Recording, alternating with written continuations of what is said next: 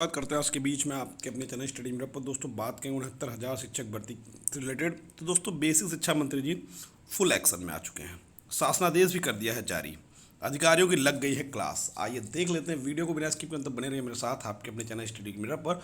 जो लोग चैनल पर नए हैं तो प्लीज़ चैनल को लाइक करें, शेयर करें, सब्सक्राइब करें, साथ में बेल आइकन दबाना भूलें ताकि मेरे वीडियो नोटिफिकेशन आप तक पहुँचती रहे। जैसा दोस्तों आपको पता होगा कि 8 या 9 तारीख में एक मीटिंग हुई, सॉरी 7 या 8 तारीख में जब मीटिंग हुई थी बेसिक शिक्षा मंत्री, जो मैंने आपको वीडियो दिखाई थी, सॉरी 5-6 में हुई थी शायद में भी।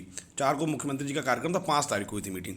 तो 5 तारीख की जो मीटिंग हुई थी उसमें बेसिक शिक्षा मंत्री ने सभी अधिकारी, विभाग के जितने भी बेसिक के सभी बड़े अधिकारी थे उनको सबको मौजूद किया था। दोस्तों उस मीटिंग का निष्कर्ष आप लोगों के सामने आप स्वयं देख सकते हैं। दोस्तों यहाँ पर देख सकते हैं कोर्ट केस महत्वपूर्ण, प्रेषक दीपक कुमार प्रमुख सचिव।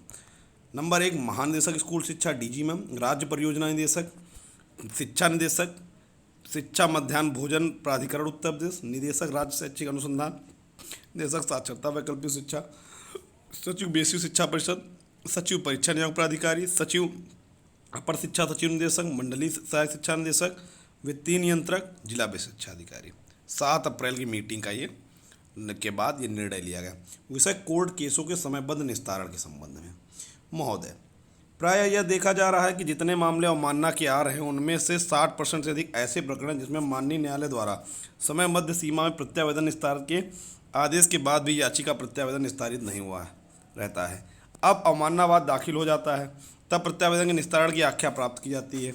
वह निस्तारित कर अवमाननावाद में सबित पत्र दाखिल किया जाता है, जो कदाच अनुचित है। माननीय उच्च न्यायालय, माननीय उच्चतम न्यायालय द्वारा निर्णय पारित किए जाने के उपरांत उसके अनुपालन, प्रतिवाद या अपील या पुनर्विचार याचिका दाखिल करने के संबंध में समयांतर्गत कार्यवाही नहीं किया जाता है। यदि किसी निर्णय के विरुद्ध अपील करना है तो नियत समय व्यतीत हो जाने के बाद अपील का प्रस्ताव आता है और विलंब का कोई यथोचित कारण नहीं दर्शाया जाता है। जबकि यदि अपील करना है तो समयबद्ध ढंग से कार्यवाही किया जा होना चाहिए। दोस्तों आप देख सकते हैं 69 शिक्षक भर्ती में कई सारे प्रकरण ऐसे हैं जिनको लेकर सरकार हिलावाली कर रही है, जिसको लेकर यहाँ पर अपर मुख्य सचिव का लेटर जारी हुआ। कतिपय प्रकरणों में माननीय न्यायालय द्वारा निर्धारित अगली सुनवाई तिथि में जब मात्र 1-2 दिन का समय शेष रह जाता है तो प्रकरण में निर्णय लेने जाने के लिए शासन को प्रेषित किया जाता है। शासन को प्रेषित किए जाने वाले प्रकरणों के साथ साथ कोर्ट केस में प्रतिवादियों की सूची, संबंधित रिट याचिका और प्राति माननीय न्यायालय के आदेशों के प्रति संक्षिप्त इतिहास, आवश्यक अभिलेखता, स्पष्ट अभिमत, संस्तुति न उपलब्ध कराए जाने के कारण प्रकरण में संबंध में सम्यक समीक्षा किए जाने हेतु आवश्यक अभिलेख एवं पर्याप्त समय नहीं मिल पाता है, जिससे अल्प समय में निस्तारण की कठिनाई होती है तथा कई बार न्यायालय से अतिरिक्त समय प्रदान किए जाने का अनुरोध करते हैं। ठीक है, अपरिहार्य होती है, जिससे माननीय न्यायालय के समक्ष असहज स्थिति उत्पन्न होती है, साथ में विभाग के पक्ष भी कमजोर होता है। यानी कि यहाँ पर यह कहा जा रहा है कि समय पर चीज़ें करते नहीं है, लास्ट डेट आ जाती है, डेट के 1-2 दिन पहले उस पर कार्रवाई करते हैं, फिर चीज़ें सही से जुटा नहीं पाते, साक्ष्य मिल नहीं पाते, फिर उसके बाद एक ऐसी स्थिति उत्पन्न होती है जहाँ पर विभाग से डेट मांगनी पड़ती है और इस कारणवश विभाग का जो पक्ष होता है वो कमजोर रहता है।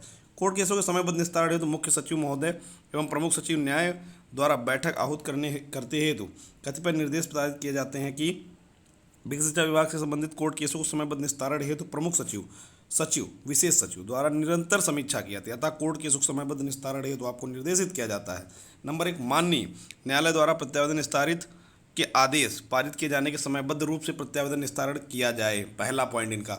दूसरा, उच्च न्यायालय या उच्चतम न्यायालय द्वारा निर्णय पारित किए जाने के उपरांत उसके अनुपालन या प्रतिवाद तथा अपील या पुनर्विचार याचिका दाखिल करने के संबंध में तत्काल निर्णय लेकर, यानी कि अगर कोई निर्णय हाई कोर्ट या सुप्रीम कोर्ट से आ रहा है या तो उसको निर्णय में तुरंत जो भी करना है तुरंत करें, या फिर अगर उसके खिलाफ कार्रवाई करनी तो आप तुरंत उसको समय के अंदर ही उसको सब कुछ करें।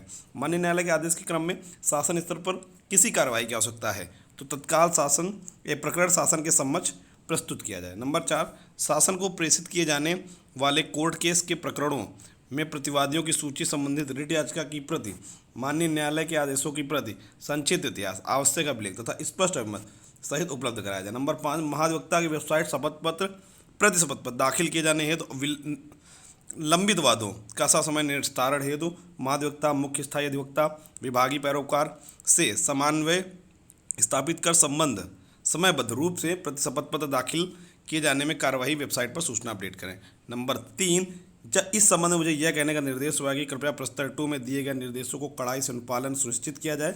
भविष्य में समयान्तर्गत प्रत्यावेदन निस्तारित न करने के कारण अवमानना की कार्रवाई उत्पन्न होने पर तथा किसी भी कोर्ट केस में माननीय उच्चतम न्यायालय या उच्च न्यायालय द्वारा पारित निर्णय के ससमय अनुपालन या प्रतिवाद न किए जाने में माननीय न्यायालय द्वारा प्रतिकूल आदेश पारित किए जाने एवं शासन के समक्ष असहज स्थिति उत्पन्न होने पर संबंधित उत्तरदायित्व निर्धारित करते हुए अनुशासनिक कार्रवाई की जाएगी।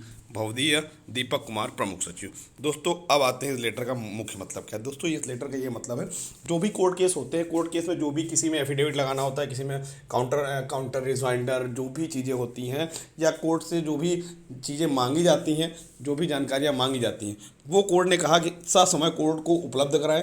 और आप लोग इतना लेट कर देते हैं कि आपके पास टाइम बचता नहीं। जब टाइम बचता नहीं तो आप सही से उस पर चीज़ें प्रेजेंट नहीं कर पाते हैं, डेट मांगते हैं वहाँ, इससे हमारा पक्ष कमज़ोर होता है और ऐसी स्थितियाँ बन रही हैं। अगर कोई ऑर्डर आता है उसको या तो आप चैलेंज करिए या तो फिर आप उस पर तुरंत ही उसका पालन करिए, जो कोर्ट कहता है वो करिए। अगर आप ऐसी चीज़ें नहीं करते हैं तो इस पर जो भी कोर्ट से अगर मान लीजिए कुछ कार्रवाई होती है तो उसके जिम्मेदार सिर्फ और सिर्फ आप होंगे, जो उस विभाग का अधिकारी होगा।